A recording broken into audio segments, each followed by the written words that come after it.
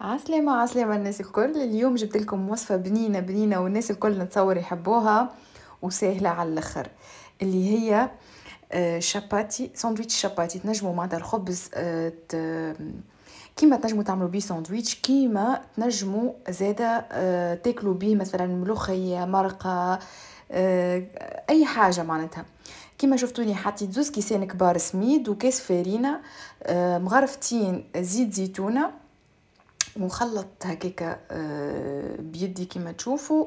ومن بعد توا باش نزيدو كاس حليب صغير، معناتها شطر الكيسين الاخرين فيها حليب وواحدة خميرة وشوية ومغرفة صغيرة سكر، ونخلطو كيما تشوفوا بالكدا. ومن بعد نبداو نزيدو في الماء دافي بشوية بشوية لين تتكون معانا عجينة معناتها.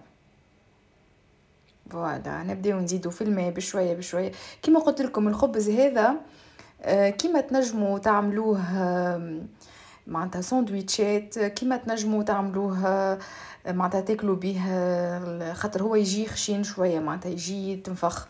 كيما تنجموا مثلا تاكلوا به مقلي، ملوخيه، اي حاجه تعديوا بيه كوا. فوالا نعجنوا شوية بيدينا ومن بعد نهبطوه فوق الرخامة ونكملو بيدينا. كما تشوفوا انا حسيته صبيت اكثر شويه ما كالعاده. انا ديما ما ردش بالي في الحكايه هذه، دونك باش نزيدو شويه سميد باش هكاكا يولي لي معناتها تولي عجينه باهيه. توا كيما تشوفوا باش نزيدو الملح، عينكم ميزانكم. حكايه مغرفه صغيره ملح معناتها، مش كل واحد شي يحب الملح. ونكملو نعجنو بشويه بشويه. كيما شفتوني توا زدت شويه سميد. ديجا هو الفيديو ماهوش طويل برشا، دونك هذاك علاش مانيش باش نحاول نقص منه برشا باش تفهموا بالكدا الخطوات.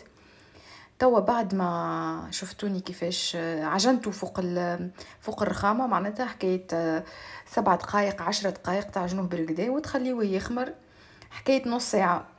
بعد نص ساعه كيما تشوفوا خمرت العجينه متاعنا. نبداو توا نقسموها. دورة الشاباتي معناتها تكون مش كبيره مش صغيره، وشويه زيت زيتونه. انا نحب زيت الزيتونه، يمكن تحبوا تعملوا زيت العادي تنجموا وتطيبوه فوق مقله ولا اي حاجه. من الاول الساعه تعجنوا كلهم كيما هكاكا وتغطيهم تخليهم شويه يخمروا. كيما قلت لكم تخليهم يخمروا شويه ومن بعد طيبوهم من غير معناتها ما تزيدوا تعاودوا تعجنوا مره اخرى، جوست تقسموا وتحلوا.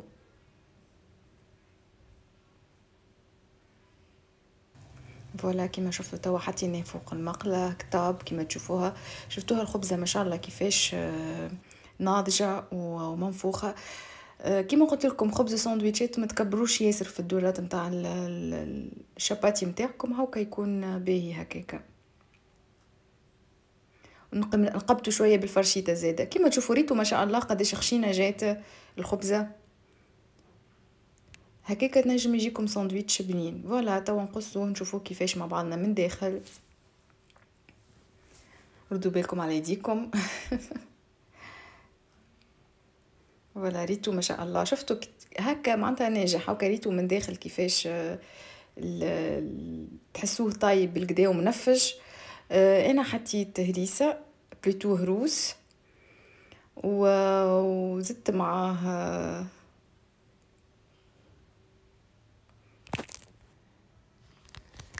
توا باش نزيد صوص متاع ثوم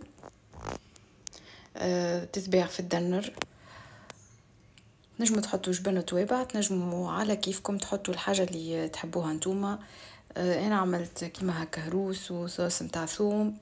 توا باش نزيد شويه تون ونزيدوا معاه كعب عظم.